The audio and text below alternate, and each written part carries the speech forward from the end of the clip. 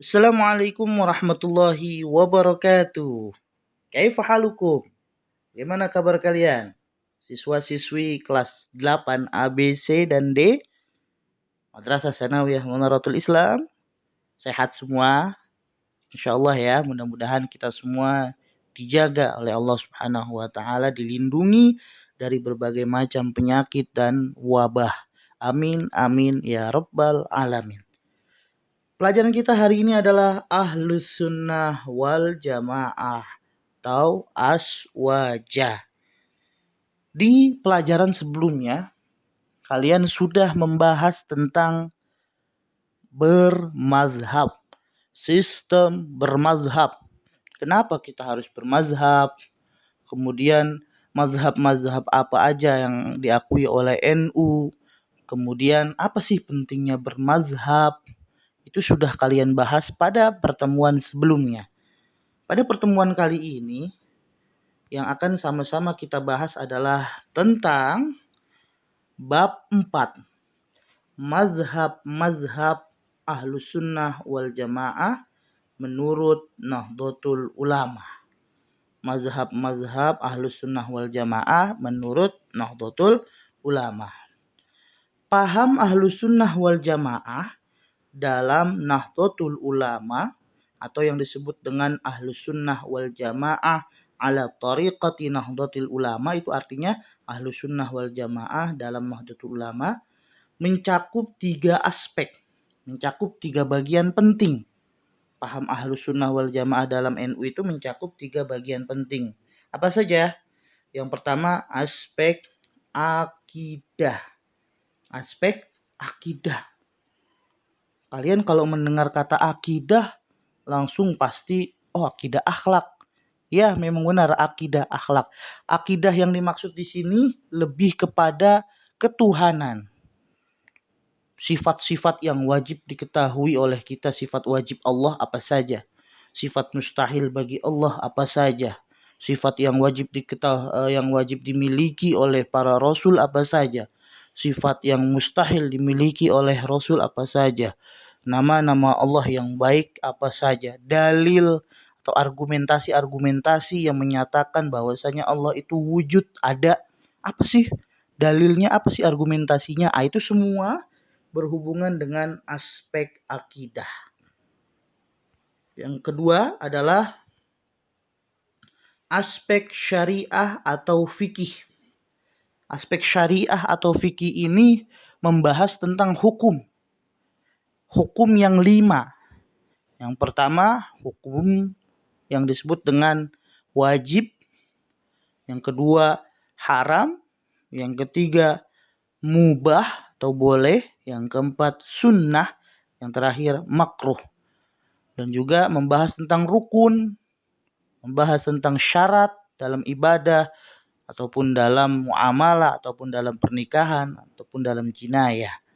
Ini aspek syariah atau fikih. Membahas tentang hukum-hukum dalam Islam, yaitu aspek syariah atau fikih. Sah atau tidak sahnya ibadah kita. Yang terakhir adalah aspek akhlak atau tasawuf. Aspek akhlak atau tasawuf. Apa sih artinya akhlak? Apa sih artinya tasawuf? Akhlak itu ya tata krama, budi pekerti. Tasawuf itu sama dengan akhlak. Bagaimana cara membina hati kita. Cara membersihkan hati kita dari penyakit-penyakit hati.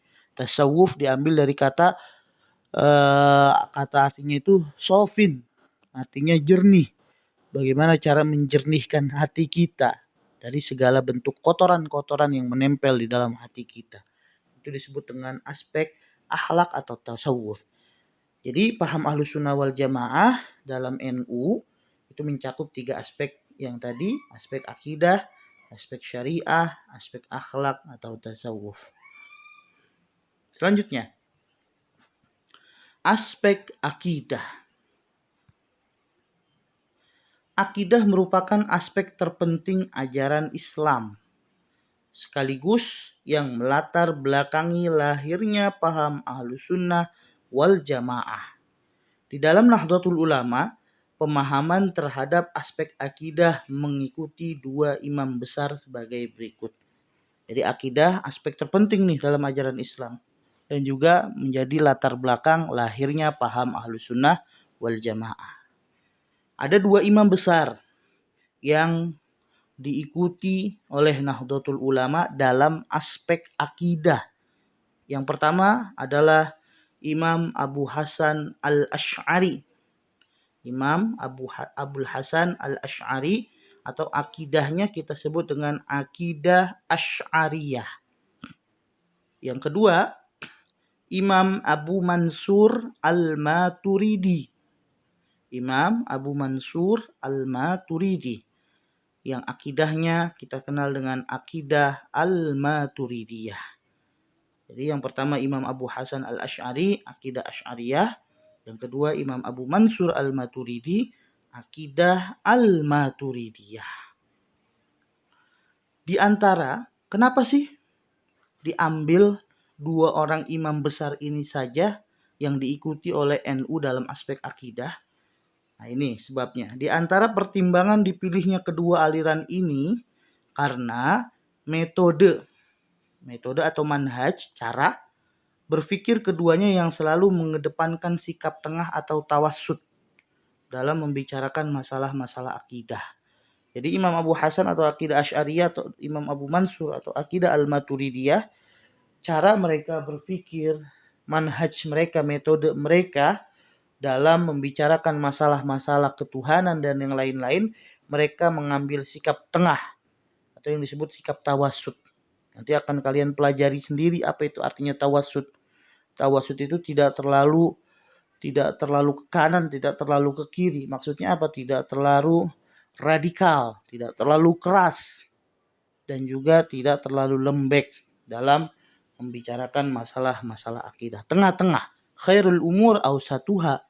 Sebaik-baiknya perkara itu yang tengah-tengah.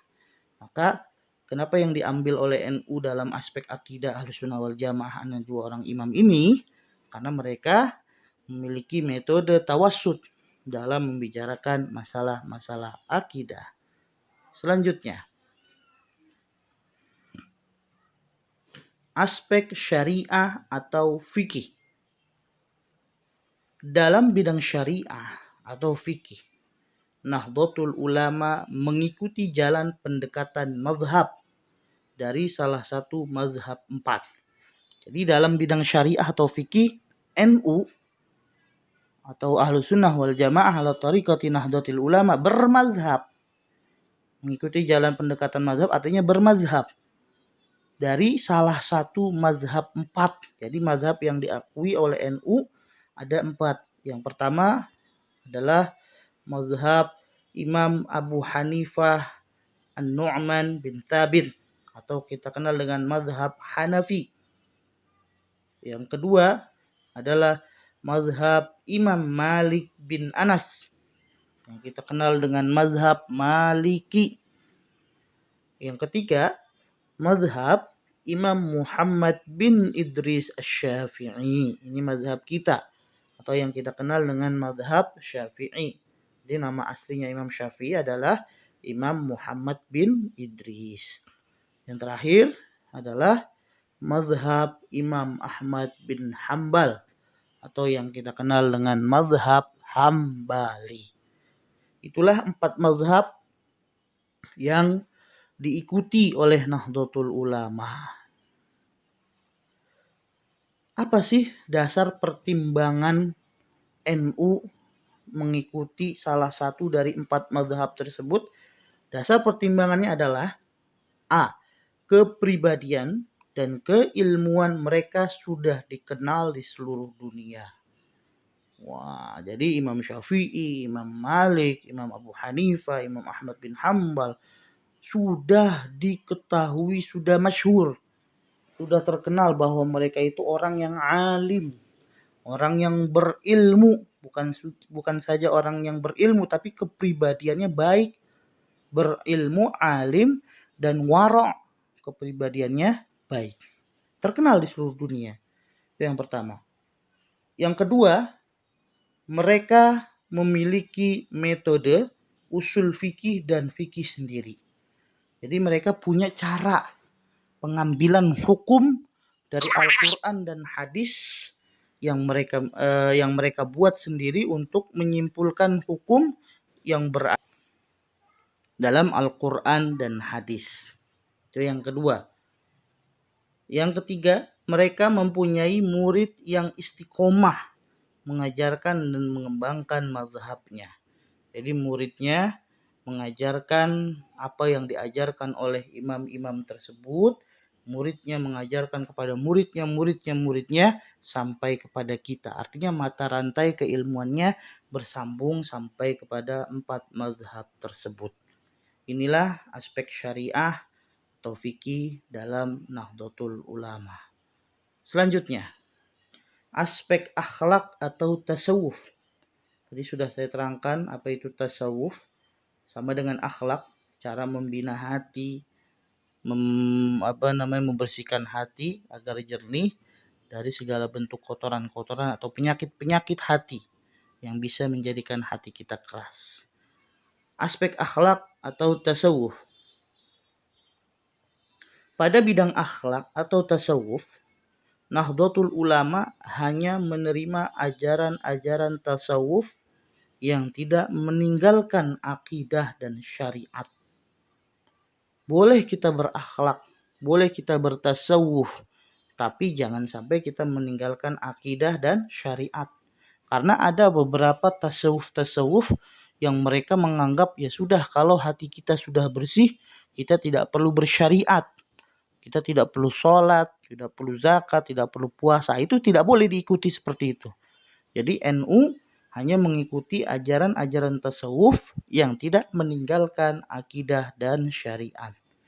Dalam bidang ini, Nahdlatul Ulama mengikuti antara lain yang pertama, tasawuf Imam Ghazali, Muhammad bin Muhammad Al-Ghazali.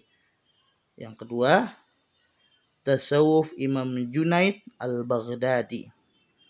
Jadi Imam Ghazali dan Imam Junaid Al-Baghdadi.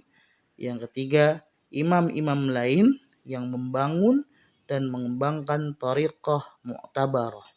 Apa sih artinya thariqah mu'tabarah? Yaitu thariqah tasawuf atau tasawuf-tasawuf yang memang sudah diketahui, sudah dinyatakan benar thariqah tersebut oleh beberapa orang yang ahli dalam bidang thariqah. Artinya thariqah mu'tabarah itu thariqah yang tidak menyeleweng dari akidah dan juga syariat. Itulah tadi aspek-aspek di dalam ajaran Ahlus Sunnah wal Jamaah ala tariqati Nahdlatul Ulama. Semoga kalian dapat memahaminya. Kalaupun ada yang ingin ditanyakan atau yang ingin didiskusikan, silahkan tulis di kolom komentar. Sekian. Assalamualaikum warahmatullahi wabarakatuh.